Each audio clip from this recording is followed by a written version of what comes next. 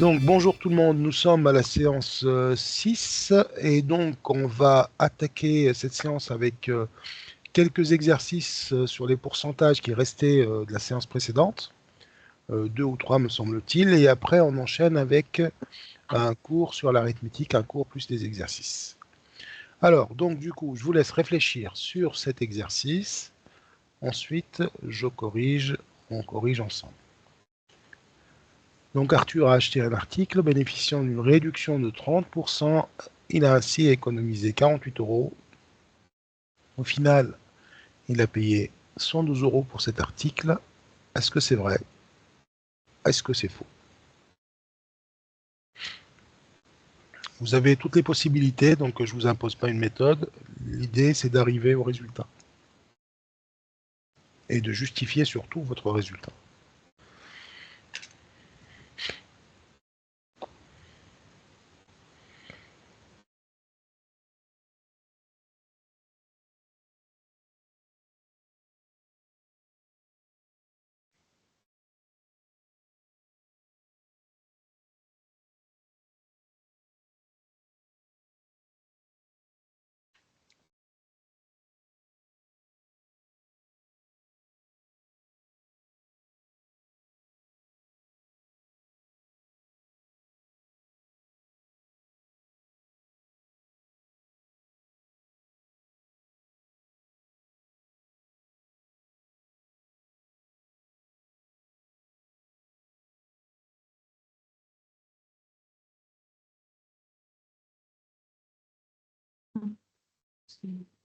C'est bon?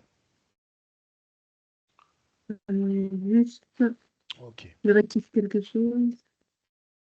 Alors Oui, c'est c'est bien de vrai. vérifier. C'est bien de vérifier son résultat. C'est vrai. Ok. Alors, méthode 1. Je t'écoute pour la première méthode.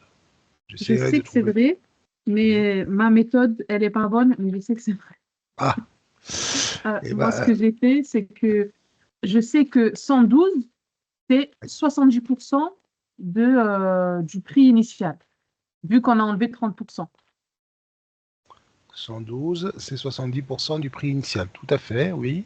Suivez? Du Oui. coup, ce que j'ai fait, c'est Ah, si que, c'était vrai, hein. ok, ben, ce que j'ai fait, c'est que j'ai fait 112 divisé par 7 et ça me donne 16. Et après, j'ai fait 16 fois 10, ça m'a donné 160. Et donc, c'est quoi le 160? Et là, j'ai 48 euros. Et après, tu as fait 160, 160 moins 112. 160, c'est le prix initial. Donc, quand je fais 160 moins 30%, et ça, Ouais. ça me donne 112. Ok. Donc, tu es remonté au prix total initial. Et à partir de là, tu as vérifié que c'est 112. Ok. Et ça, tu n'arrives pas à le présenter. Ta méthode, Ma démarche, elle est longue quand même, alors que Ah. Hmm. je sais qu'il y a une autre méthode beaucoup plus facile. Là, j'aurais pu aussi faire 112 plus 48 euros et trouver. Ouais. C'est vrai que je n'y ai pas pensé. Oui, on peut. Alors, l'idée ici, on peut le traiter avec un tableau de proportionnalité. Oui. Donc, euh, je vais écrire ici le pourcentage. OK. Et ici, donc, l'équivalent en euros. On peut le faire comme ça. Donc, 30%, c'est 48 euros. Oui. D'accord? Alors, je vais peut-être effacer les pourcentages pour me faire de la place. Donc, 30%, ça représente bien 48 euros. On est d'accord? Oui. OK. Et nous, qu'est-ce qu'on cherche du coup? Quel est le pourcentage qu'on cherche? On recherche le reste. Parce qu'en fait, on veut savoir 70%. Oui. D'accord? Donc, on veut savoir 70% de, du total, quoi. Donc, si je fais comme ça, par exemple, Mm. est-ce qu'on est d'accord? Oui. D'accord. D'accord? Donc, on va faire un produit en croix. Donc, ici, le prix qui est ici, c'est ce que ça représente en face, c'est 70%. Je sais que 30%, c'est 48 euros. Donc, première méthode. Donc, 48 multiplié par 70.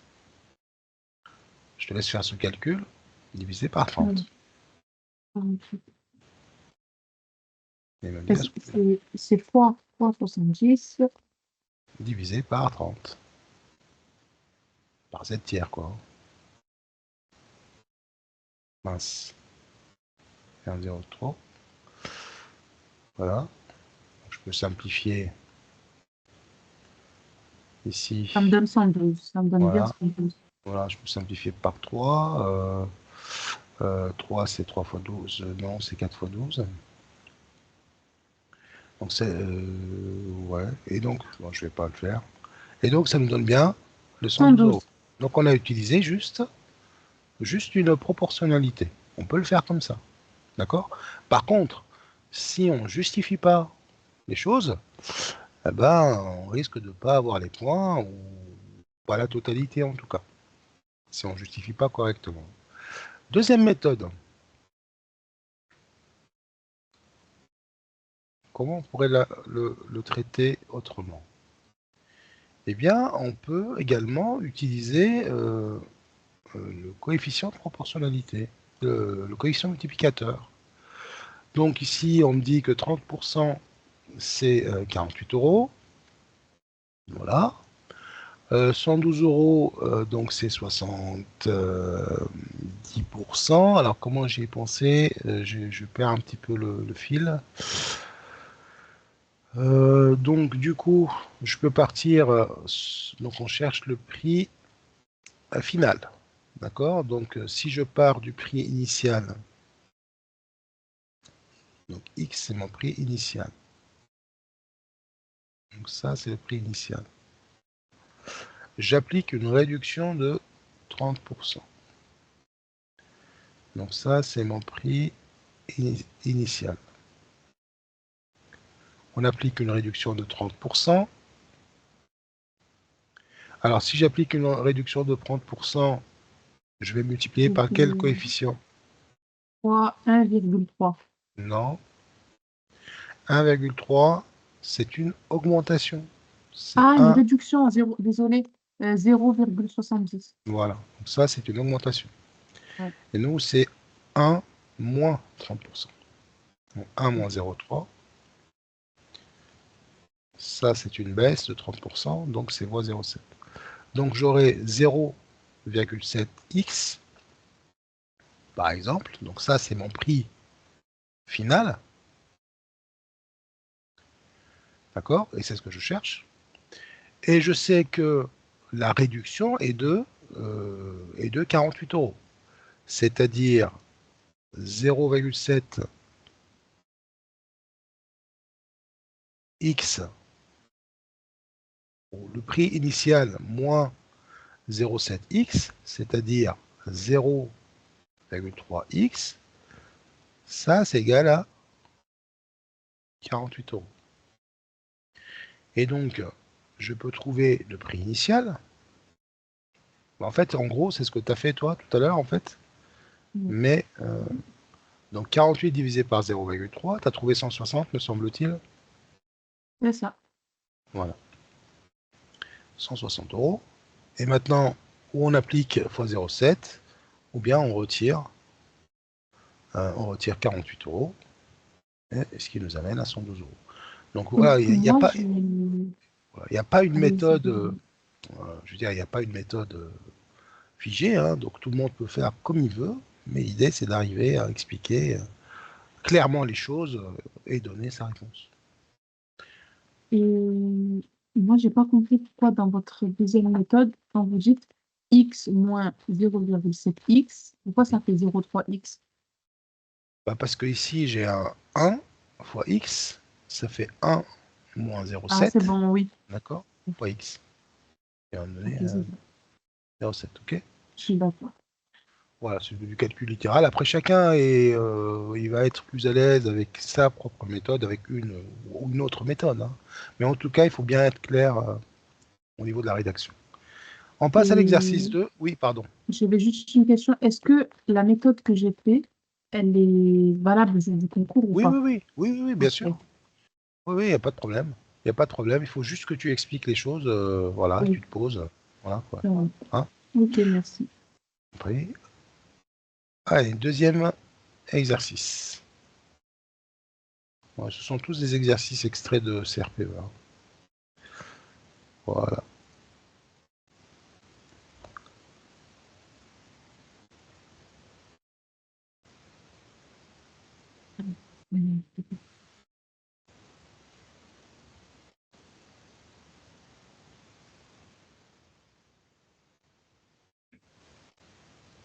Donc voilà, il y a beaucoup de textes à lire, mais il ne faut pas avoir peur. Il ne faut pas avoir peur. Il faut se poser tranquillement et lire les choses. Donc on a l'énergie électrique totale produite par l'éolien en France est d'environ 21,9 fois 10 à la puissance 6. 21,9 fois 10 à la puissance 6 mégawatts-heure.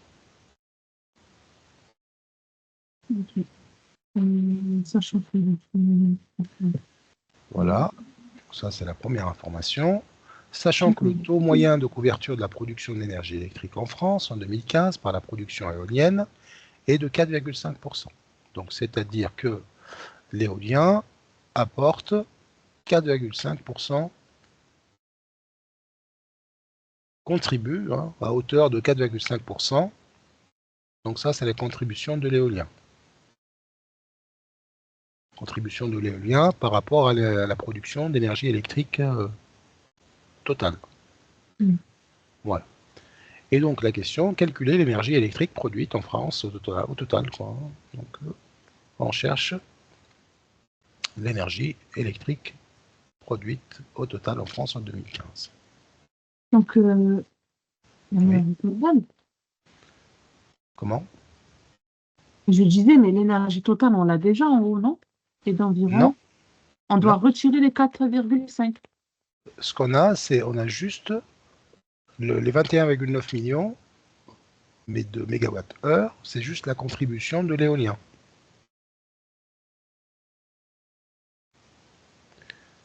OK? Oui.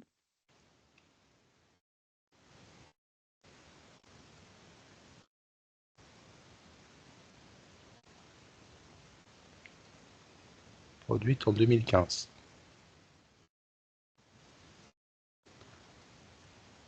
OK? Donc Oui. les 21,9 millions, ce sont juste, ça c'est l'équivalent de 4,5% d'éolien qui est apporté par l'éolien. Ok. Et on cherche donc du coup l'énergie électrique totale produite en France. Donc du coup par toutes les sources d'énergie, nucléaire, hydraulique, etc.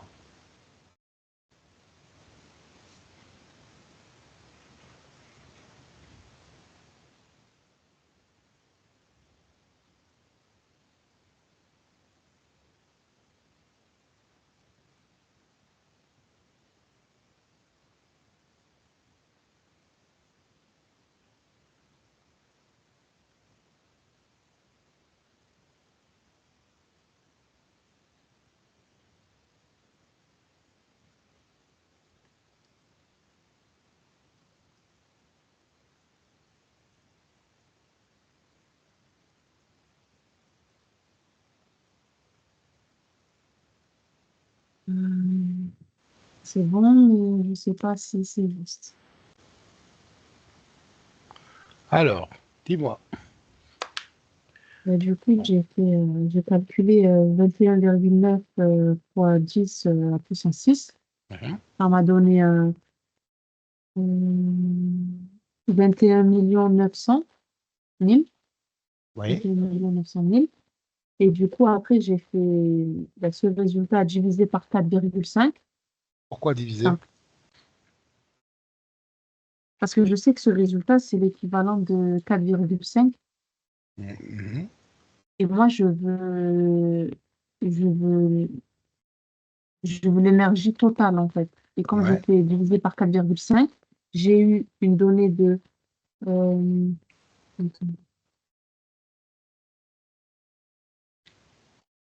j'ai eu une donnée de 4 millions, 866 666.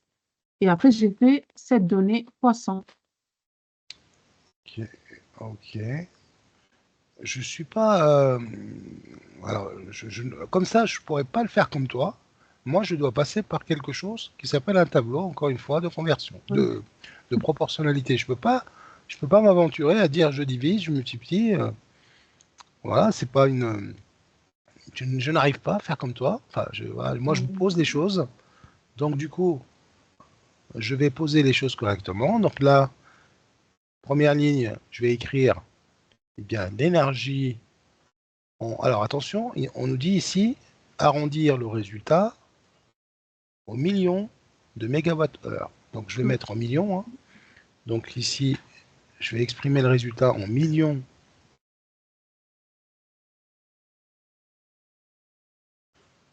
de C'est vrai que mégawattheures. le tableau, ça ne me vient pas automatiquement. Ah bah il faut que ça vienne, hein, parce que c'est ça qui va te permettre de ne pas te tromper. Donc en millions, je vais avoir bien 21,9 millions de mégawattheures. On est d'accord. Oui. Le 10 à la puissance 6, ici, c'est 1 million. Donc là, je suis en millions de mégawattheures. Et ça représente quoi? Bon, d'après l'énoncé, ça représente 4,5%. OK? Oui. Et donc, si ça représente 4,5%, nous, on cherche la totalité. Et ben, la totalité, c'est 100%. C'est 95,5. Voilà. Donc, je vais avoir X, ce que je cherche, hein, l'énergie totale produite en 2015, l'énergie électrique totale produite en 2015, c'est 21. Donc, je vous rappelle, hein, toujours le produit sur la diagonale pleine, divisé par l'autre nombre. Allez, je te laisse me faire le calcul et du coup arrondir à l'unité. Ok.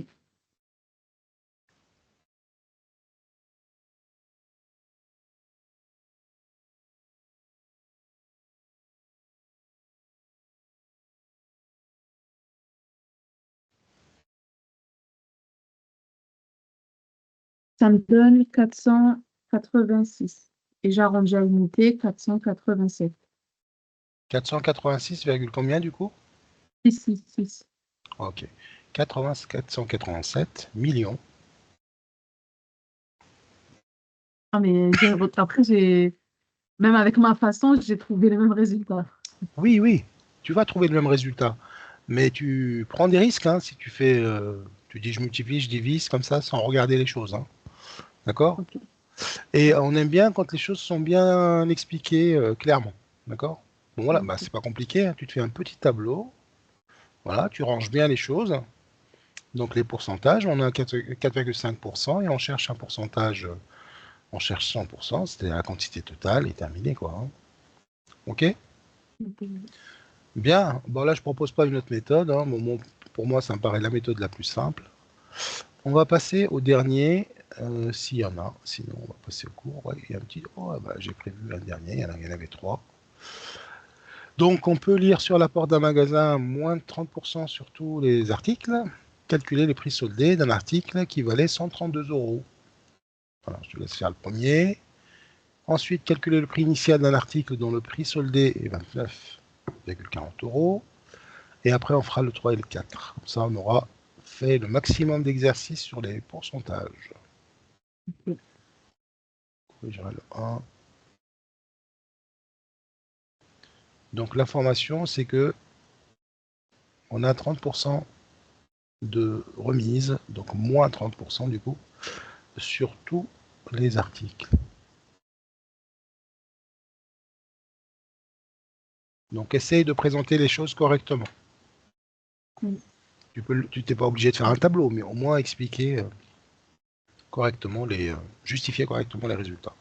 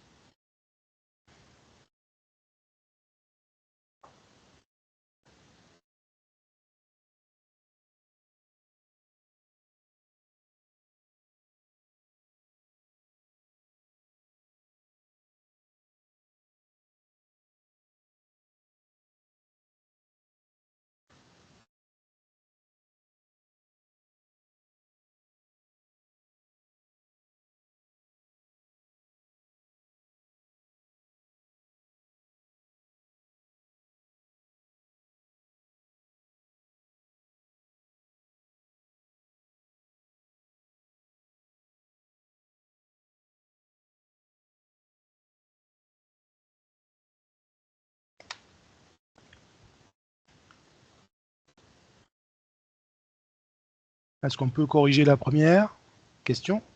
Oui, la première, oui. Allez, Ben, j'ai fait 132 fois 0,7 et ça m'a donné 92 euros et 40 centimes. alors le prix soldé d'un article qui valait 132 euros. Non, non, ok, donc on applique un pourcentage ici, c'est très bien. D'accord. Donc on applique 70 70%. Tu as multiplié par le coefficient multiplicateur, multiplicateur, c'est 1 moins 30%. 30%. Voilà, ce qui fait 0,7. Très bien. J'explique hein, en même temps. Donc ce qui t'a donné combien du coup? 92 euros et 45. J'ai pas entendu. 90. 92 euros et 40 centimes. Merci. Bon. Bon. Ok, question 2. Donc là, il n'y a pas de problème. Il suffit d'écrire ça, Question ça 2, va bien. question 2, j'ai essayé de faire sans bout avec le tableau, mais ça bloque. Ok. Bon, il y a un problème au niveau du tableau. Ouais. D'accord. Donc, le prix initial d'un article dont le prix soldé est de 29,40. Donc, on cherche ici le prix. Donc, on va le faire de deux méthodes. On va faire d'abord sans le tableau et après on voit avec le tableau. Donc, je cherche un prix initial que je n'ai pas. D'accord?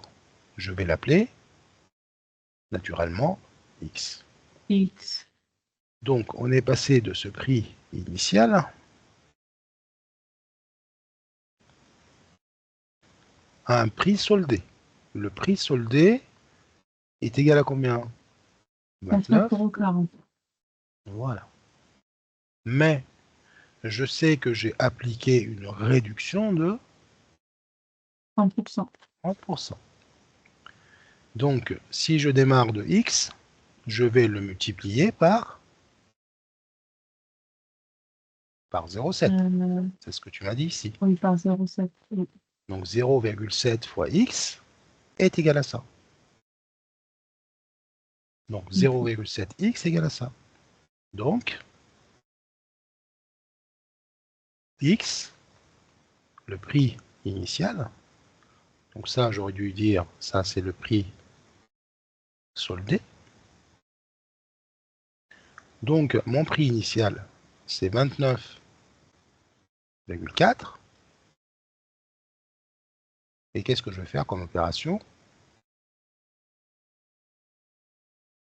Sur 0,7. Voilà, je vais diviser par le coefficient ici, comme à chaque fois dans une équation. Je te laisse faire ce calcul. Ça fait 42. Ça fait 40 euros. Bon, ça, c'est avec une petite équation. Alors maintenant, si je voudrais appliquer un tableau de, proportionnalité, alors je commence mon tableau. Donc, en général, ces trois colonnes suffisent largement.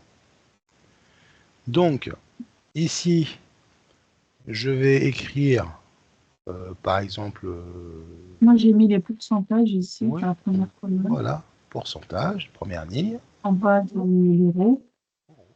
par exemple. À Voilà. côté du pourcentage, j'ai mis 30. Donc, 30%, pourquoi 30? Parce qu'on a enlevé 30%. Oui, mais est-ce que tu connais la quantité de 30%? Là, je sais que moins 30%, ça fait 29,40 euros. Moins 30%, ça fait... Le Oui, prix initial, moins oui, 30%, ça donne oui, 29,40 oui. Donc, c'est-à-dire que 100% moins 30% représente le prix, 29,40 €. représente 29,4. Et donc ici, c'est pas 30%. C'est C'est 70. voilà, donc 70% du prix est de combien? 29,4. 29,4. Voilà. Et donc nous, on cherche le prix initial, donc c'est 100%. Et terminé. D'accord? Donc, je fais mon produit en croix. Donc 29,4 multiplié par 100 et divisé par 70. Et ça nous donne bien. Et donc, ça nous donne la même chose. D'accord? Ça nous donne 42 euros. Alors moi, je me suis vraiment embrouillée dans mon tableau. À la place du 70, j'ai mis 30 et à la place du 100, j'ai mis 70. Oui. Alors, le 30%, tu aurais pu l'utiliser, mais si tu as 30%, ça veut dire que tu connais la remise. C'était le cas, c'était pas le premier cas. Non, on l'a pas. On n'a pas la Non, remise, c'était en l'exercice fait, j'ai précédent. pris, oui, j'ai pris comme exemple le tableau qu'on a fait lors de Eh du oui, premier exercice oui, et voilà, c'est on ça, avait mis 30 et la colonne d'à côté 70. c'est C'est ça. pour ça que ça m'a... Ouais, c'était celui-là. Ouais. Bah là, j'avais la Oui, remise, là. Là, j'avais la remise. Donc, je sais qu'il a ok, on économisé avait 48 euros. 48. Oui, Ok, donc ouais. 48 euros, c'est la remise. Et donc là, c'est pour ça que j'ai mis, c'est 30%, c'est l'équivalent. D'accord? Il faut bien aligner les choses. Hein. Une fois que les choses sont bien alignées, c'est terminé. Hein. Tu ne peux pas te tromper, quoi. Hein. Ok? Bon, voilà. Et Au moins, c'est réglé cette histoire. Je te laisse passer à la 3. je prends juste une question. Et c'est... Allez, le trois. En fin de période de solde, ce magasin propose une réduction supplémentaire de 20% sur les prix déjà soldés. Le propriétaire annonce alors une baisse de 50%. Cette annonce est-elle exacte? Euh,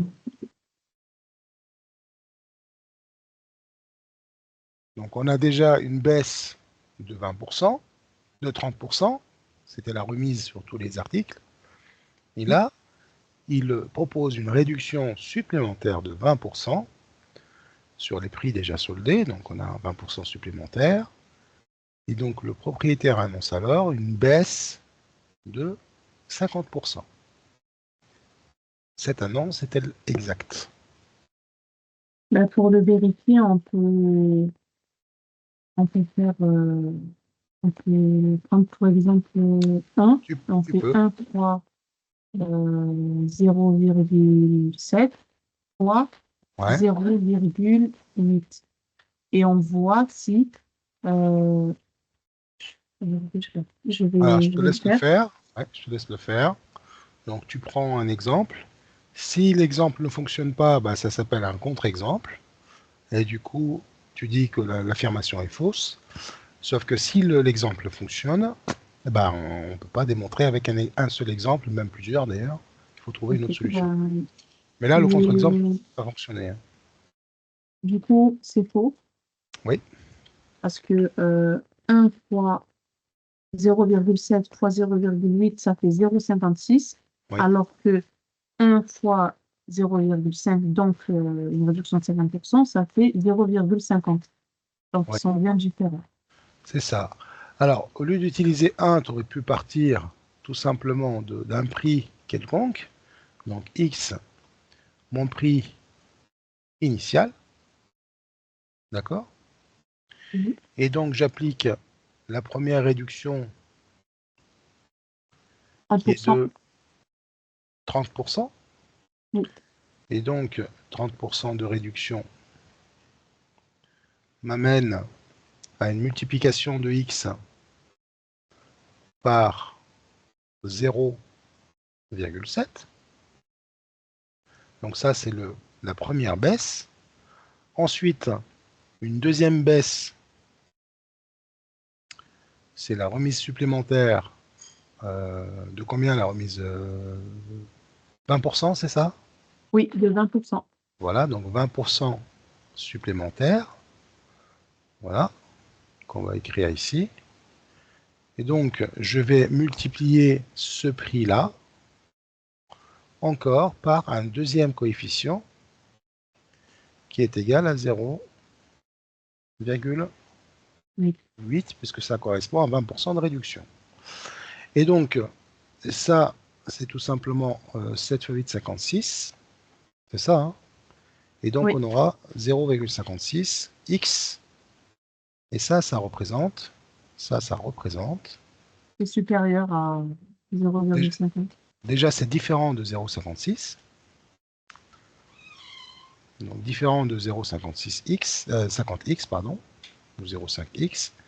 Et ça représente tout court une remise de combien du coup?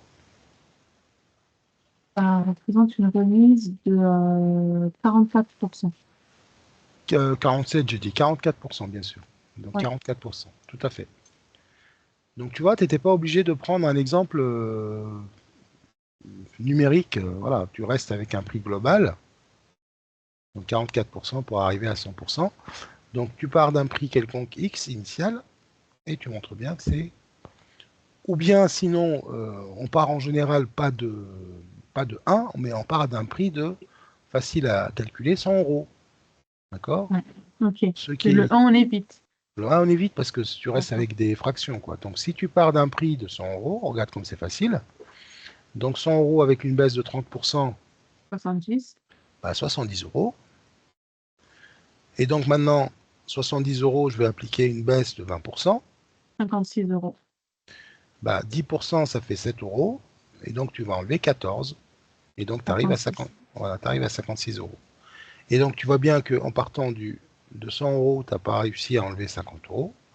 Tu n'as enlevé que 44 euros. Donc c'est une remise de 44%. D'accord?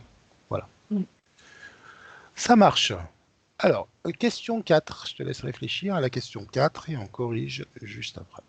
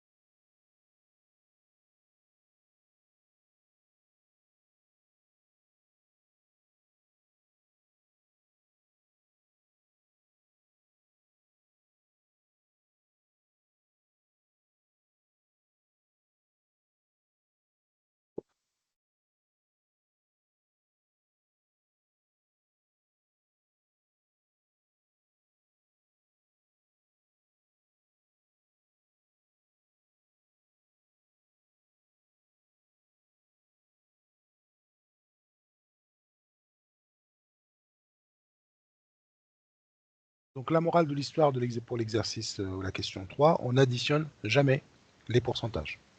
D'accord? Il Ouais. faut bien retenir ça, on n'additionne jamais les pourcentages. On multiplie les coefficients, multiplicateur, c'est fait pour. Mais on additionne, c'est ce qu'on a fait, hein, 0,7 fois 0,8, on a multiplié les coefficients multiplicateurs. Ça nous arrange énormément, mais jamais d'addition, ni de soustraction d'ailleurs des pourcentages. C'est bon pour le cas. C'est bon. Alors, je lis un petit peu l'énoncé. Donc, on a un article qui avait augmenté au cours de l'année de 5%. Ensuite, il a été soldé de 30%. Quel est le pourcentage de réduction par rapport au prix initial? Bon, ok. Je prépare le terrain. Donc, la question 4. Alors, comment tu l'as traité? J'ai fait 100 fois 1,05. Ça m'a donné 105. Alors, tu es parti d'un prix donné, du coup. Oui, je suis partie 100 euros. Tu n'as pas le droit, même si tu arrives au résultat. Ah, je dois obligatoirement utiliser X? Ah oui. Ah ben, je vais refaire avec X alors. Ouais, on refait avec X, mais en fait, tu arriveras au même résultat parce que tu es parti d'une base égale 100, mais c'est pas très... Voilà, on n'aime pas trop. D'accord? Mais Voilà, tu tu pars m'avais d'un... dit pas Oui, le 1, le j'ai 1, utilisé c'était ça. le 1, c'était un contre-exemple. C'était pour contredire l'affirmation, pour dire que l'affirmation est D'accord, fausse. Là, d'accord. on est dans le cas général, hein. Oui, on peut partir de 100, mais évite. Il ne faut pas avoir Ok. peur de X, hein. Donc, on a une augmentation et une baisse, non? Une réduction, ouais, et une Voilà. baisse. Voilà. Donc, c'est aussi facile, hein, c'est même voire plus facile. Donc, on a une augmentation de combien?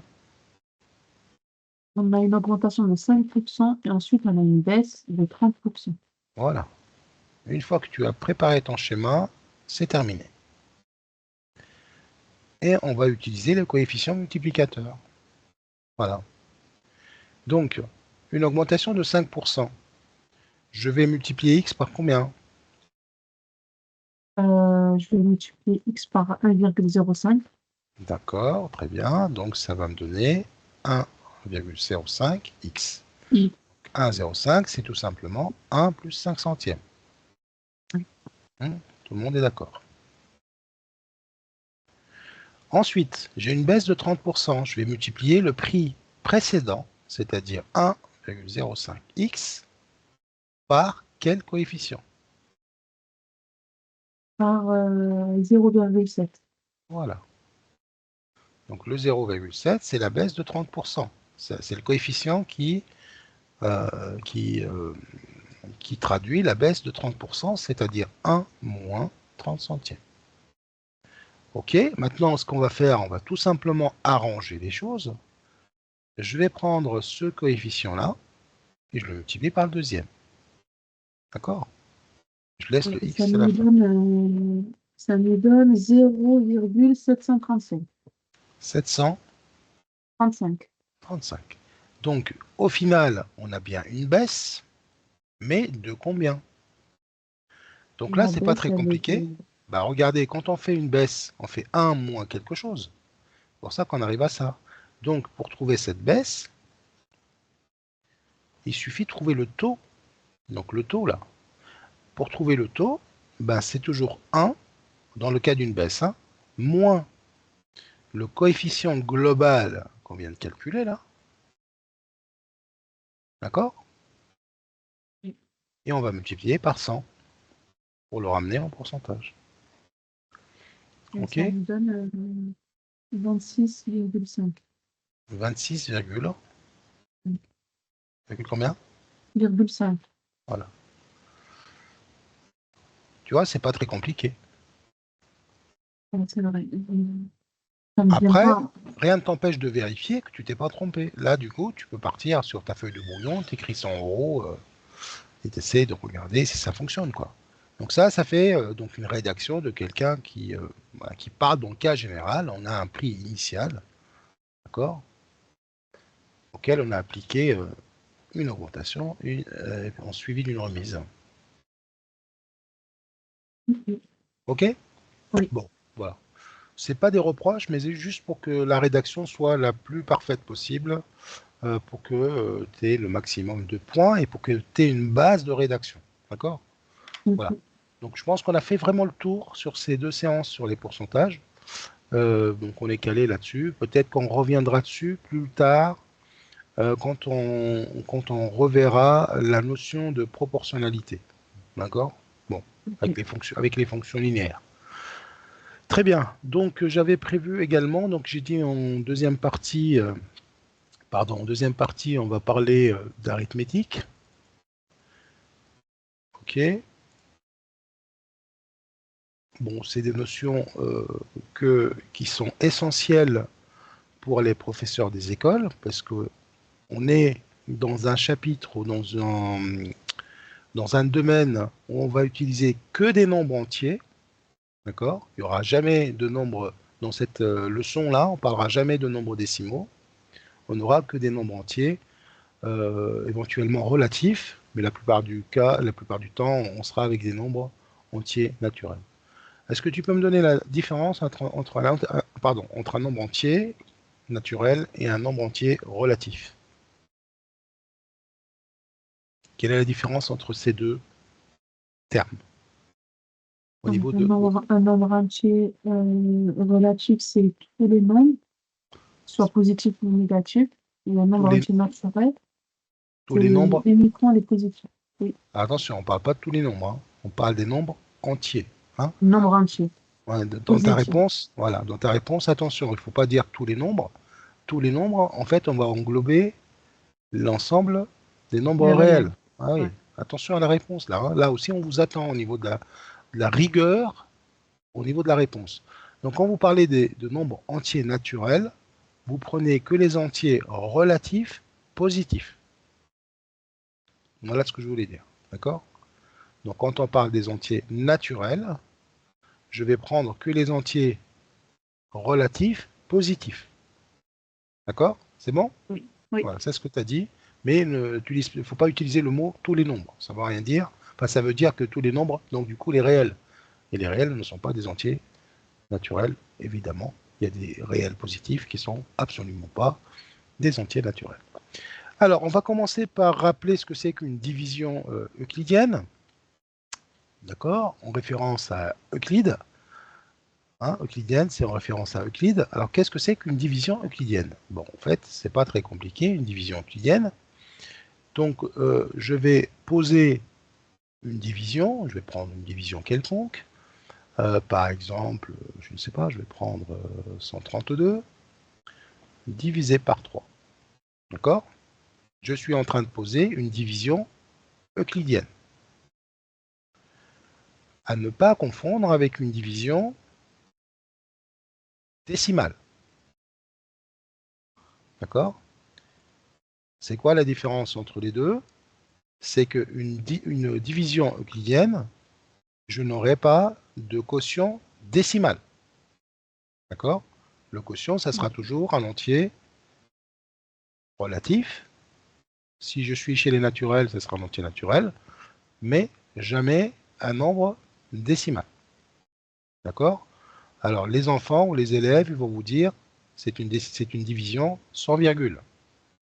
Bon, ça aussi, il faut éviter de dire devant un jury à l'oral.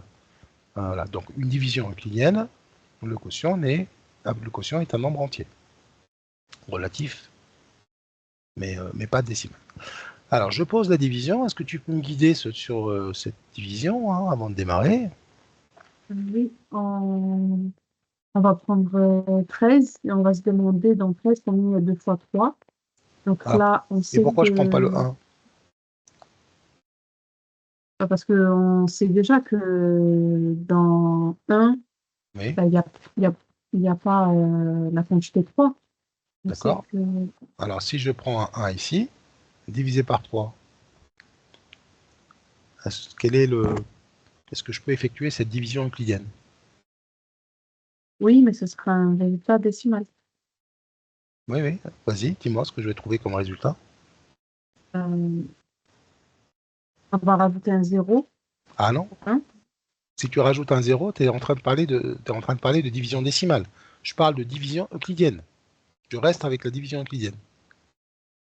Qu'est-ce que je Donc dois... pas, Ah si, si, on peut. Donc tu dis, il y a combien de 3 dans 1? on a 0. Il y en a 0, ben, je vais marquer un 0. D'accord? Donc Ah 0 oui, fois 3. oui, oui. Eh oui, 0 fois 3, Non, mais ça, 0. Eh oui, 1 moins 0 égale 1. Là, je viens de faire la division euclidienne de 1 par 3. D'accord? C'est important, hein? Mais ça n'a rien changé, mais j'ai pu le faire. D'accord? On ne peut pas dire qu'on ne peut pas. Si, on peut. Et donc, du coup, j'ai un reste. Donc, je vais définir maintenant tout ça, là. Donc, j'ai un reste égal à non, 1, 1. Ici, c'est quoi, du coup? le quotient, Le quotient qui est égal à combien? à 0. À 0. Donc, le quotient il peut être égal à 0 quand le dividende est plus petit que le diviseur. D'accord? Et donc, ça, c'est ce qu'on appelle le diviseur de 1. J'aime pas trop cette appellation parce qu'en fait, c'est une confusion pour les élèves. Parce que normalement, un nombre est un diviseur d'un autre si le reste est égal à 0. Donc ça, il faut le prendre avec précaution. D'accord? C'est le diviseur de la division euclidienne, mais pas de 1 en fait. Hein. C'est une terminologie qui n'est pas correcte à mon goût. Ici, c'est quoi du coup? C'est le Le dividende. dividende, Ok. Très bien. Donc voilà, ça c'est un piège. Bon, pas un piège classique, mais je veux dire, voilà, on peut faire la division. On a un reste. Hein. Alors, du coup, donc, je suis d'accord, on prend 13. Ensuite, continue. on sait que dans 13 il y a 4 fois 3, ça fait Oui, 12. ok. Donc, on écrit 4 au quotient et 12. Il nous reste 1. Oui, Ensuite, on fait descendre le 2. oui. Et pareil, dans 3, ben, il y a, ben, dans 12, il y a 4 fois 3. Donc, on écrit 4 au quotient. Et on écrit 12 et il reste 0. 12 Très bien, moins 12, 0. très bien. Ok, parfait. Donc là, j'ai un reste égal à 0, contrairement à ici. Et donc, quand on a un reste égal à 0, on dit quoi? On va rentrer dans le vocabulaire. On dit que 3 est un... Diviseur. Voilà, c'est 1, hein, c'est pas le diviseur, parce qu'il y en a plusieurs. Est un diviseur de 132. 132. L'équivalent 132 est un Hum, 2, 3. Qu'est-ce que je vais mettre comme mot? Est un Multiple. multiple. Très bien. Voilà. Alors, souvent, les élèves ont du mal avec cette notion de multiple. Ça vient d'où? Ben, ça vient du fait que, alors, si vous faites la preuve de cette écriture, de cette division euclidienne, ce qu'on vient d'écrire, c'est que on vient tout simplement de prouver que 132, c'est égal à 3 fois 44 plus 0. Tu es d'accord avec moi là? Oui. Et ça, je peux tout simplement l'écrire. 132 égale à 3 fois 44. Donc tu vois bien que je viens d'écrire que 132 est un multiple de 3, puisque il s'écrit sous la forme de 3 fois k. Donc je commence à préparer un petit peu le... Je l'ai écrit sous la forme d'un multiple de k, avec k appartenant, bah, je peux marquer même un entier naturel ici. D'accord? Donc ça veut dire un multiple de 3. D'accord? Donc ça, c'est parce que 132 égale à 3 fois 44. C'est également un multiple de 44. Oui. Très bien. L'équivalent toujours au niveau du vocabulaire, à savoir 132 est pardon, pas un, mais est divisible Par 3. par 3. Parce que 1 plus 3 plus 2, ça fait 6. Ah, oui, on peut appliquer le critère de divisibilité par 3, bien sûr. Donc là, je vais dire, on peut le vérifier avec le critère de divisibilité. Mais le critère de divisibilité, j'utilise quand j'ai pas posé la division. D'accord? Quand vous avez le Oui. reste, vous regardez le reste. On peut le vérifier aussi avec le critère, on va les revoir, hein, de divisibilité par 3. Ok. Bien. On va s'arrêter à cette division. Donc c'est bon, on est au point. Je reviens au cours. Bon, j'ai pris une autre division, mais c'est pas gênant. Donc, reconnaître les multiples et diviseurs. Donc, c'est ce que je viens de dire. À chaque fois que vous avez une écriture sous la forme de B fois K, donc ici, on a mis en évidence un multiple de B. D'accord? Donc, on dira que A est un multiple de B. Et cette écriture me permet de dire que B divise A, puisque j'ai un reste égal à 0. D'accord? Et donc, il faut toujours avoir en tête cette division de A par B comme référence, avec un quotient Q et un reste. Si le reste est égal à 0, si le reste est égal à 0, ben, je peux écrire que A égale à B fois Q. Et donc, A est un multiple de B, voilà, d'accord? Et aussi, B divise A. Ça marche? Oui. Quelques exemples de multiples. Eh bien, 40 ici, je l'ai écrit 4 fois 10, donc c'est un multiple de 10. D'accord? On retrouve tout le vocabulaire que je viens de dire, divisible. 10 est un diviseur, mais 4 aussi. Bon, ça, c'est ce que je viens de voir. D'accord? Donc ça, on vous attend là-dessus. La moindre erreur à l'écrit est sanctionnée. D'accord? Erreur au niveau de l'utilisation de diviseurs, etc. Ok, bah, ça fait partie de la rigueur, hein. On est d'accord. Bien. Les critères de divisibilité. Alors, j'ai fait pas mal de vidéos sur les critères de divisibilité. Par 2, par 3, par 5, par 4, par 9, par 10. J'ai démontré pratiquement, il me semble, tous les critères de divisibilité ou peut-être qu'il m'en reste quelques-uns. Donc c'est intéressant d'aller jeter un coup d'œil sur ces vidéos-là. Donc d'accord, il y a pas mal de critères qui ont été démontrés et c'est intéressant de savoir le faire. On ne va pas le faire aujourd'hui, hein. Alors une petite question, trouver tous les diviseurs de 40, comment on va procéder? Et on reverra après les critères juste en dessous. On va commencer par cet exercice qui est sympathique. Je sais pas comment ça s'appelle, mais c'est quand on fait comme une sorte de division. On Oui, fait un mais sans trait la avec division, comme ça, sans la ah, division. de tête, du coup. De tête. 2 fois 20, Alors, avant d'aller chercher le 20, on peut 4 écrire fois 10. 1 4 fois fois 10. 40. Ok, Oui ou non? oui. On peut écrire aussi 2 fois 20, ce que tu m'as dit. 4 fois 10, 4 fois 10. 8 fois 5. 8 fois 5. Est-ce qu'on a fait le tour? Oui, Ok. Donc, ils sont où les diviseurs? ils sont, c'est la première colonne. Première et deuxième. Les deux colonnes donnent les diviseurs. Ça marche par paire, c'est ce qu'on a écrit ici. D'accord? Donc, ton premier diviseur, c'est 1.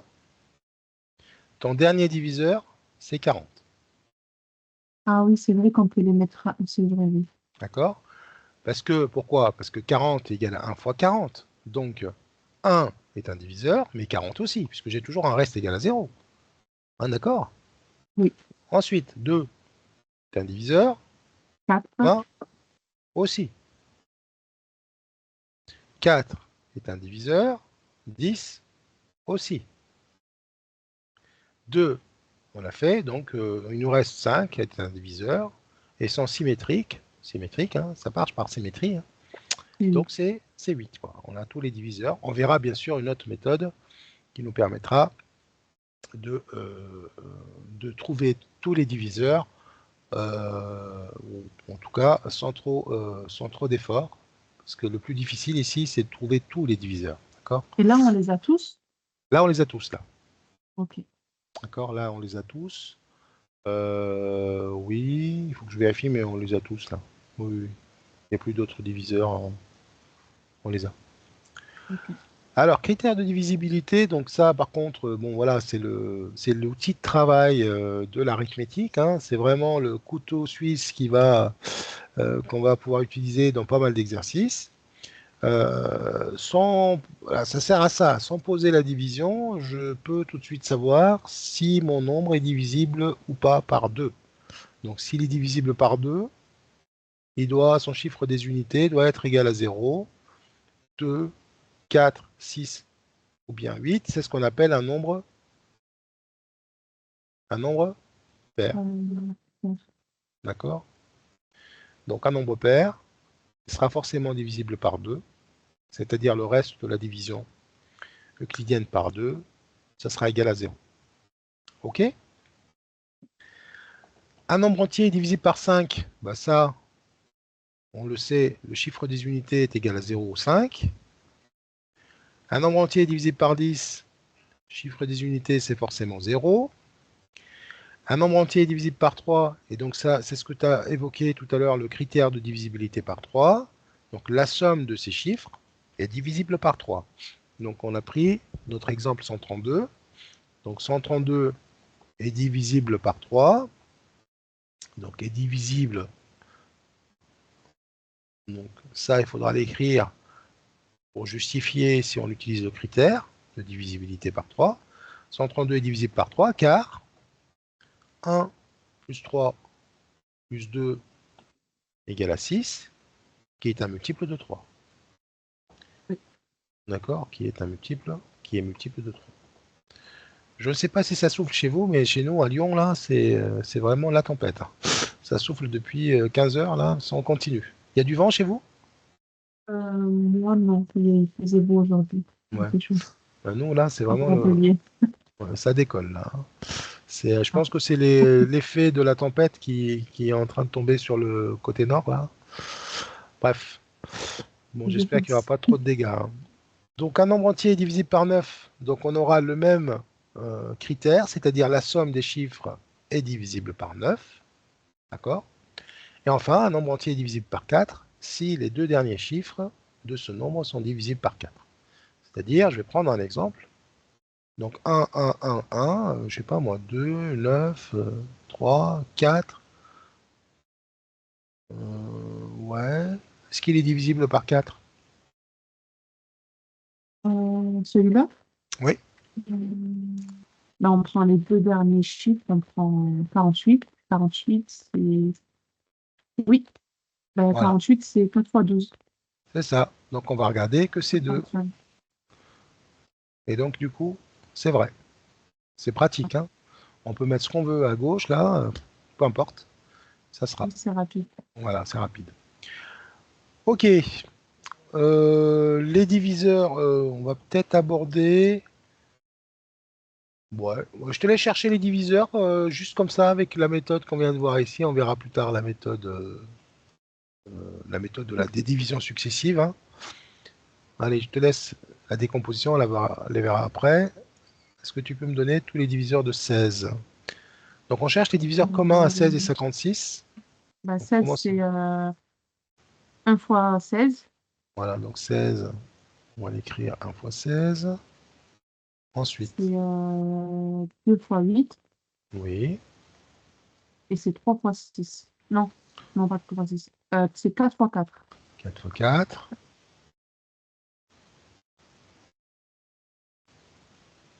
Donc on C'est vrai, décompose en on va produits, voir. hein. Donc là on a fini, hein. Donc les diviseurs de 16 sont 1, 1, 2, 4, 8 et 2, 16. 4, 8 et 16. 2, 4. On a oublié un là. 2, 4. Ah, parce que le 4 il est double, tout à fait. Donc on a tous les diviseurs de 16. Très bien. Ok, on passe au deuxième. 56, bah, c'est 1 fois 56. Voilà, le 1, il ne faut pas l'oublier, parce que si tu oublies le 1, tu risques d'oublier le 56 avec, hein. Ensuite, table de multiplication. 7 fois... 7 fois 8. Alors avant le 7, on ne peut pas utiliser le 2 là. Il est pair. Ici, 2 fois 33. Non, pas 33. 28. 28. Ok. Ensuite, on peut utiliser 7 fois 8. avant le 8. Je sais que c'est 4 fois quelque chose. Ouais, on peut utiliser encore le 4 parce que 28 est encore multiple de 2. 14 C'est ça, fois fois 14. 4. Très bien. Ouais. On peut Et également là, utiliser le 8 7 maintenant. fois 8. Voilà. Et là, on a fait tout le monde. Ok. Alors donc, du coup, les diviseurs de 56 sont 1, 1, 2, 4, 8. Enfin, 7 avant. 7 et 8. oui, c'est vrai. Désolé.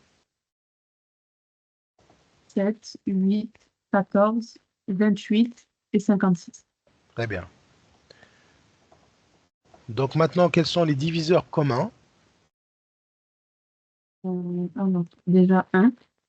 1, il divise Oui. tous les nombres. Donc lui, il va apparaître dans toutes les listes des diviseurs communs. Ensuite, 1, 2, 4, 8. 2, parce qu'ils sont pairs tous les deux. 4, ils sont multiples de 4. Et 8 parce que c'est un multiple de 4. Et 8, parce qu'on peut le faire avec 2 fois 4. Voilà. Bon, ben voilà. C'est tout. Terminé. Comment? Et c'est tout, Moi, je hein? disais c'est tout. Voilà. Donc on a tous les diviseurs communs. Alors maintenant, beaucoup de candidats, enfin beaucoup, certains candidats confondent multiples et diviseurs. On peut parler de diviseurs communs, on peut aussi parler de multiples communs. Quels sont les multiples communs de 12 et 16? Alors là, qu'est-ce que ça veut dire cette histoire? Je vais passer sur une feuille Excel. Donc je suis en train de chercher les multiples de 12 et 16. Et après, on regardera les multiples communs. Alors comment je fais pour trouver les multiples de 12?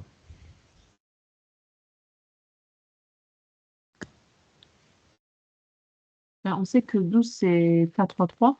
C'est 3 fois 3 fois 4. T'es en train de regarder les diviseurs. Je suis en train de parler de multiples de 12. Moi, je me trompe encore, donc... Eh oui, on est en train de parler de multiples de 12. Quel est le premier multiple de 12? Donc 12. là, multiple. Alors, multiple, il y en a plusieurs, hein. Voilà. Quel est le premier multiple de 12? C'est 0. C'est 2. Non. C'est 0. Les multiples de 12, je vais les écrire comme ça ici, là, hein, ici. Quand on parle de multiples de 12, c'est tous les nombres qu'on peut écrire k fois 12.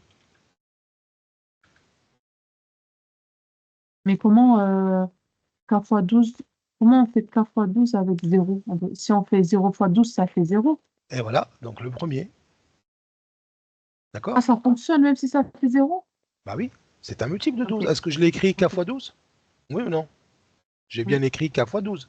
Donc 0 Ok. fois 12, ça fonctionne. D'accord? Ok. Donc le premier multiple de 12, ça sera plutôt 0 fois 12. Ok. Ben, 1, on peut faire 1 fois 12. Alors maintenant, on va s'amuser à faire tous les... Dans l'ordre, on va le faire. On va le faire dans l'ordre, on va faire les premiers, hein. Donc, je vais multiplier. Donc, je profite pour faire un petit peu de tableur, hein, pour toi et pour ceux qui nous regardent en replay. Donc, vous voyez ce que je viens de faire. Ici, j'ai incrémenté, donc à chaque fois 1. Donc, plusieurs façons de le faire. On peut écrire égal, donc toujours égal Excel pour lui faire un calcul. Donc, cellule précédente plus 1, Et on d'accord? étire. Et maintenant, j'étire, d'accord? Donc, du coup, lui, il comprend qu'il faut incrémenter. Et là, il nous fait le calcul assez rapidement. Donc, vous regardez, à chaque fois, il a additionné 1 à la cellule précédente. D'accord? Donc, D7, c'est-à-dire la cellule D7 plus 1. Et si je descends à la suivante, là, c'est D8 plus 1, etc. Bon. Alors maintenant, quelle est la formule que je vais saisir ici pour que ça fonctionne? Pour que ça donne les multiples de K. Alors, j'ai oublié de vous dire que ça, c'est K. D'accord? Ici, c'est la colonne des K. Voilà. Ici, c'est K. On va le mettre en gras. Et donc là, je suis en train de faire les multiples de 12. Donc, c'est K fois 12. Ok. Et si on fait par exemple K fois, je sais pas moi, K fois A égale 12. En gros, on veut qu'il nous donne tous les calculs qui donnent 12. Ça marche C'est ou nous, pas? c'est nous qui vont les faire, là, hein, avec ce tableau-là, hein. Donc, Et K si on fois 12. voudrait que ce soit le tableur sur Excel? Oui, c'est l'Excel, là.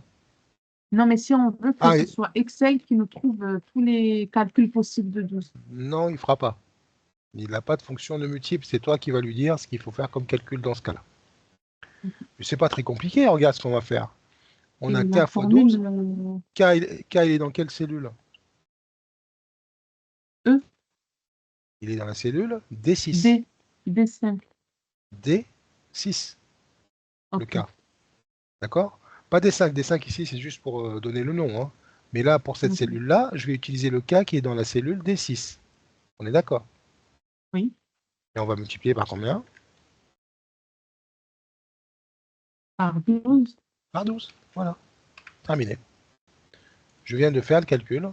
Donc ça, c'est le premier multiple de 12 parce que K, il commence à 0. D'accord? Et si on étire, ça donne quoi? Bah voilà, Si on étire le 0, ça va nous donner... Quel est le multiple suivant de 12? 24. Non? Avant 24. 16. Avant 24, c'est quoi?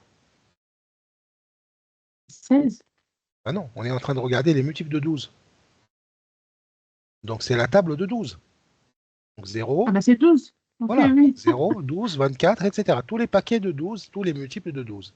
Donc on va les voir apparaître dans la colonne suivante. Voilà, 0, 12, 24, 36, 48, etc. OK? Ok. C'est bon? Donc, on a tous les Oui. multiples de 12. Bah, là, on s'arrête là, hein, parce qu'il y a combien de multiples? Il y a une infinité, hein? On est d'accord. Donc, Oui. maintenant, on va faire la même chose pour les multiples de 16. Et on va regarder les multiples communs. OK? Donc là, ici, je vais écrire les multiples de 16. Voilà.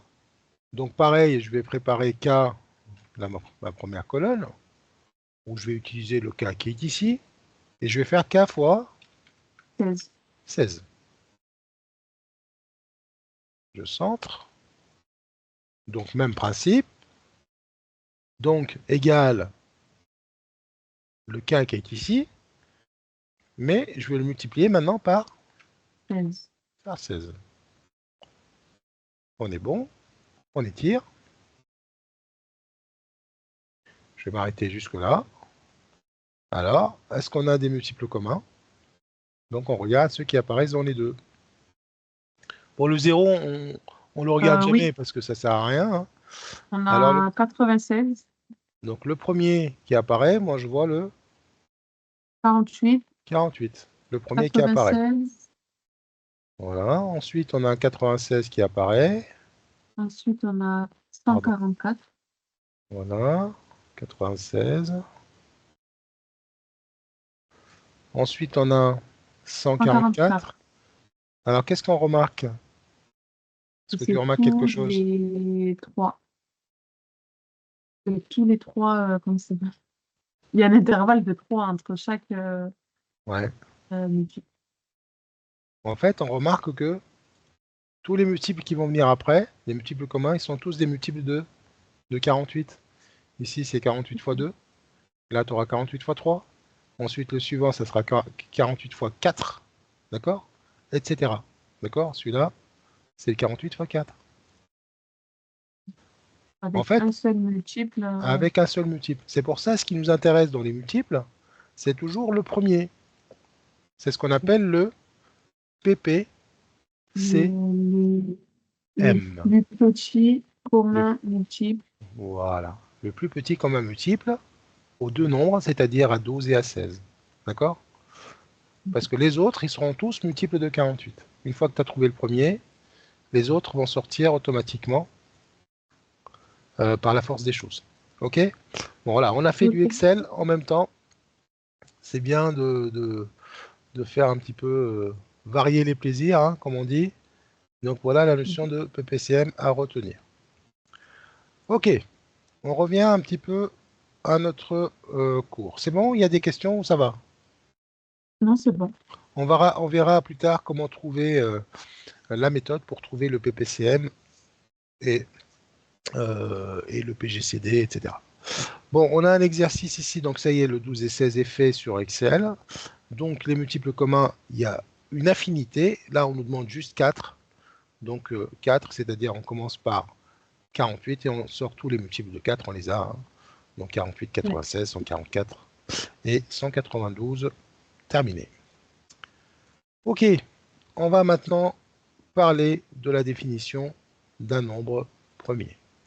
Est-ce que tu peux me donner la définition d'un nombre premier avant que je la dévoile? Qu'est-ce que c'est qu'un nombre Euh, premier? le nombre premier, c'est pas un nombre qui est divisible que par lui-même et par un. C'est ça. Et donc c'est un nombre entier, d'accord? Comme On dit qu'un nombre entier est un nombre premier s'il admet exactement deux diviseurs, un et lui-même. Très bien. Bon, tu as bien répondu. Quel est le premier nombre premier? c'est un. C'est? Un. Eh ben non. Ah, c'est zéro? Bah non. Zéro Ah, ne divise. Zéro, en fait, zéro, il a combien de diviseurs? là, il a que lui. Zéro, Ah non, il a tous les diviseurs. C'est ça, zéro, il pas a zéro. une infinité. Infinité. Il a une infinité de diviseurs. Donc, il n'est pas premier. D'accord? Infinité de diviseurs. Alors maintenant, si tu regardes le 1, il a Oui. combien de diviseurs le 1? Là, il en a deux. Lesquels? Ah non, il en a un. C'est juste un. J'allais Bah dire oui. un et lui-même, mais c'est un du coup. Bah, un seul diviseur. Donc s'il a un seul diviseur, est-ce qu'il peut être premier Non, par rapport à la définition qu'on vient de faire? non. Donc il n'est pas premier. D'accord? C'est juste une définition, hein. Et Donc il pourtant, n'est pas premier. vraiment, même dans les manuels, j'ai toujours appris que Ah non, 1 et 7, c'était toujours non. des Un, nombres premiers. non. Un n'est pas premier. Le premier nombre premier, c'est 2. D'accord? 2, il a 1 et 2 comme diviseurs. 1 et 2 sont les seuls diviseurs de 2, pardon. Oui. D'accord? Les seuls diviseurs de... Et donc, il en a exactement 2, et donc il est premier. De 2, donc il est premier. Alors, non seulement c'est le premier nombre premier, le plus petit nombre premier, mais aussi, ça il faudra le retenir, l'unique, ou le seul, unique c'est pareil, l'unique nombre premier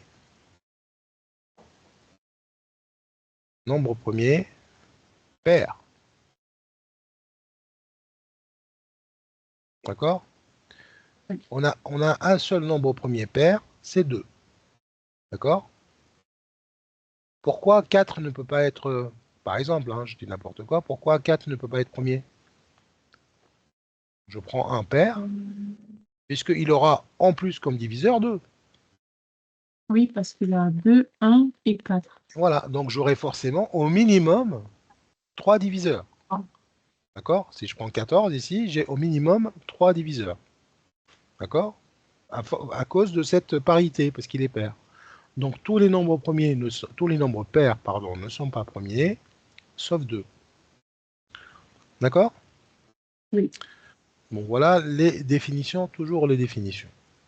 Donc il faut bien la retenir, cette définition. C'est vrai que bah, y a des manuels où il y a des erreurs aussi, attention, hein. Voilà, donc méfiez-vous. Ok, Ok. donc les nombres premiers, il faudra les connaître au moins jusqu'à 29. D'accord? Il faut connaître tous Ok. ces nombres premiers. Ils vont être utiles dans toutes les décompositions qu'on va faire. D'accord? Bon, ils ne sont pas difficiles à retenir, hein. 2, 3, 5, 7, 11, 13, 17, 19, 23 et 29, et on peut ajouter même 31. Il existe une infinité de nombres premiers. Alors ça, c'est vrai. Bon, la démonstration ne rentre pas dans le cadre du programme. C'est une démonstration assez technique. Et on sait qu'il existe une infinité. Et la course, il y a pas mal de startups qui cherchent en permanence les nouveaux nombres premiers. D'accord? Les nombres premiers, ils servent beaucoup dans la cryptographie, dans la sécurité informatique. On utilise souvent ces nombres premiers. Donc plus le nombre premier est costaud et grand, et plus on peut sécuriser pas mal de données, hein, dans la cryptographie informatique. Donc tout est crypté, et dans les algorithmes, il y a souvent l'utilisation de ces nombres premiers. Et surtout les divisions, et en fait ce qui nous intéresse, c'est le reste de la division par ces nombres premiers, ce qu'on appelle le modulo. Alors, comment démontrer qu'un nombre est premier? Donc là, on sait, bon, voilà, on va apprendre par cœur certains nombres premiers, on va les repérer, mais comment je prouve, par exemple, que 59 est un nombre premier? Eh bien, on va tester, dans l'absolu, hein, on va tester tous les diviseurs, donc à partir de 1 jusqu'à 59. Et on regarde si on a le reste de la division de 59 par 1, enfin par 1, le 1 on ne va pas tester, 1 divise tout le monde, donc 2, etc. Si le reste n'est pas égal à 0, ça veut dire que le nombre en question ne divise pas. Et on continue. Dès qu'on trouve un diviseur, autre que 1 et 59, donc 1 et 59 on les connaît, hein, on s'arrête. Mais tu es d'accord avec moi que c'est très long. Oui. Et donc, on a une façon d'abréger certaines souffrances. Et donc, on ne va pas tester tous les nombres jusqu'à 59, on va s'arrêter à racine carrée de 59. 59. Donc, on va calculer la racine carrée. Alors, racine carrée de 59, ce n'est pas la racine carrée exacte qui m'intéresse. Donc, regarde, on va tout simplement encadrer 59 par 2 carré. Donc, 7 au carré, c'est 49. Et 8 au carré, c'est combien? Table. 8 fois 8, 64. 64. Oui. Voilà. 64. Donc, la racine carrée de 59, si j'arrondis à l'entier inférieur, et c'est ce que je vais faire, c'est égal à 7. Tu me suis là ou pas? Donc j'ai encadré mon nombre entre deux carrés, et Oui. je vais tester du coup les diviseurs jusqu'à 7. Donc Et du coup, moi, sur ma calculatrice, j'ai la même que vous. En fait, la orange, la TI+. oui, Et quand je mets racine carrée de 59, ben, ça ne me donne pas de résultat. Ça me donne racine carrée de 59. il faut appuyer sur les deux flèches en bas pour que ça donne une écriture décimale. Ah oui, c'est bon. C'est Merci. bon? Voilà. 7,68, ça me donne. Oui, 16,68, mais on va arrondir à l'entier inférieur. OK. C'est pas la peine d'aller jusqu'à 8. Si tu veux diviser jusqu'à 8, pourquoi pas, hein. Mais on peut s'arrêter à 7, c'est largement suffisant. D'accord? Donc du coup, euh, au départ, on était parti sur tous les diviseurs jusqu'à 59. Et là, maintenant, on va s'arrêter. On va tester tous les diviseurs jusqu'à 7. D'accord? Ça, c'est une économie de temps énorme. Et en plus, bon, le 1, on le connaît, hein, donc 1, c'est un diviseur, je l'entoure. Le 2, bah, maintenant, je vais utiliser les critères de divisibilité. Est-ce qu'il est divisible par 2? Non, Parce qu'il est pas pair. impair. Donc, terminé. 3. Non, Pourquoi? parce que la somme euh, De ces 14, chiffres. c'est pas un multiple de 3. Voilà, 9 plus 5, 14 n'est pas un multiple de 3. Terminé. Est-ce qu'il est divisible par 4? Non plus.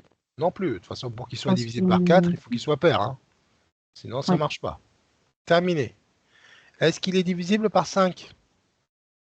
non, parce qu'il ne ni par 0 ni par 5. Voilà, donc critère de divisibilité par 5, exclu. Est-ce qu'il peut être divisible par 6? Bah non, Non plus, parce qu'il n'est pas divisible. il Il n'est peut pas pas être divisible diviseur par de 2. 3 non plus. Bah oui, il n'est Ni pas par divisible par 3. 3. Il n'est pas multiple de 3, il n'est pas multiple de 2, il ne peut pas être multiple de 6, on est d'accord. Donc il ne peut pas être divisible par 6. Terminé. Qu'est-ce qu'il nous reste? 7. Par 7. Et 7, on sait qu'il n'est pas dans la table de 7, parce que 7 au carré, 7 fois 7, c'est 49. D'accord? Et 7 fois 8, c'est 56. Et 7 fois 9, 63. Donc il n'y est pas. Donc il n'est pas divisible par 7. Ou bien, là, il nous reste à poser la division euclidienne par 7. Et si tu divises par 7, bah, tu vas avoir un 7 de combien, un reste de combien ici? 8 fois 7, 56. J'aurai un reste, ce qui est sûr qu'il n'est pas égal à 0. C'est ça, hein? 8 fois 7, Oui. 56. 9 fois 6, 3. Donc n'est pas égal à 0. Donc ça veut dire que 7 n'est pas un diviseur de 59. Résultat des courses. Et On a testé tous les diviseurs jusqu'à 7. Le seul diviseur, c'est 1. Donc il nous reste 59. Donc 59 est oui. un nombre premier. OK? Alors cette recette de cuisine, qui apparaît comme une recette de cuisine, c'est un théorème, hein. Ok. Ça, c'est un théorème. Donc c'est-à-dire que c'est pas n'importe quoi. OK? Donc je Oui. rappelle un peu ce théorème qui est magnifique, hein, parce qu'il nous fait économiser beaucoup, beaucoup d'opérations. Quand on a à regarder si un nombre est premier ou pas, on commence par appliquer la racine carrée de n. On fait un arrondi. On fait un arrondi à l'entier inférieur, ça va suffire. Hein. On Vous faites aurait pu faire à l'entier supérieur, du coup. Oui, tu peux, mais ça va te faire une opération supplémentaire. Donc tu t'arrêteras à 8 ici. Mais bon, est-ce qu'il est divisible par 8? Bah non, parce qu'il n'est pas divisible par 2 ou par 4. Bon, c'est pas ça qui va nous Ouais. faire couler. Hein. D'accord? On fait un arrondi, hein, si vous voulez. Hein. Et on teste tous les diviseurs jusqu'à l'entier, la partie entière, la partie entière de racine carrée de 1. Et c'est terminé. Si vous n'avez aucun diviseur hormis 1, il est forcément premier, parce qu'il n'aura que 1 et lui-même comme diviseur. On le déclare premier. Bah sinon, bah, il est pas. Dès qu'on trouve un diviseur qui répond, qui divise ce nombre, hein, donc terminé, on le déclare non premier. Ça marche? Oui. Allez, on va faire un petit essai sur un nombre, et puis on arrêtera la séance. On reprendra donc du coup le fil la semaine prochaine. On va tester, on va regarder si 137 est un nombre premier. 137 est-il premier?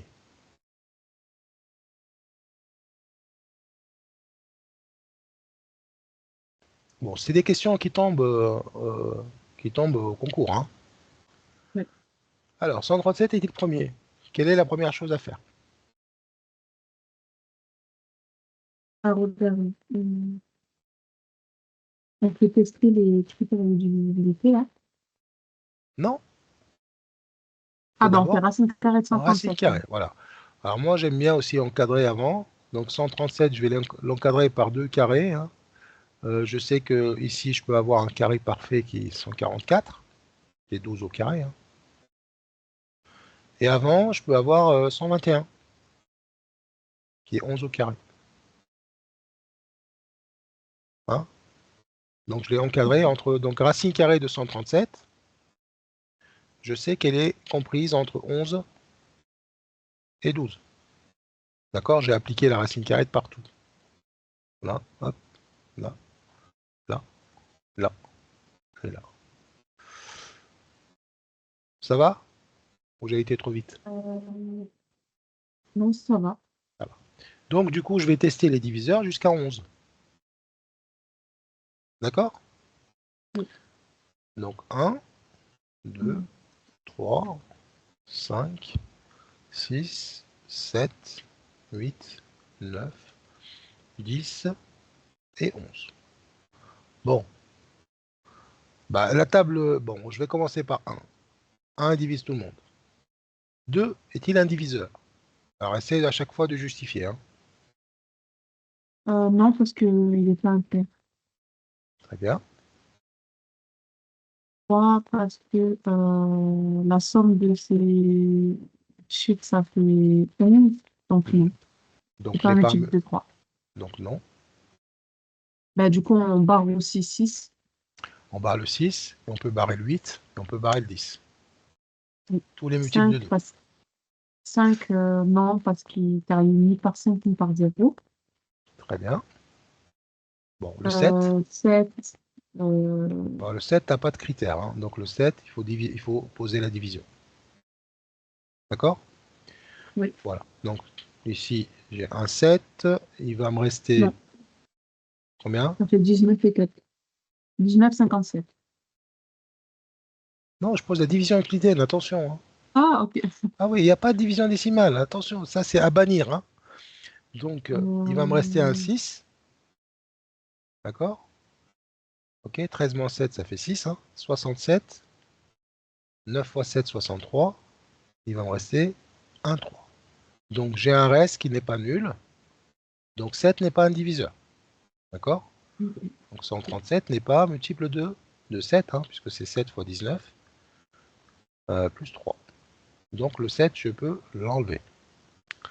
Le 9, bah, il n'est pas multiple de 3, donc il ne peut pas être multiple de 9. Il va me rester 11. Mais la table de 11, elle est facile.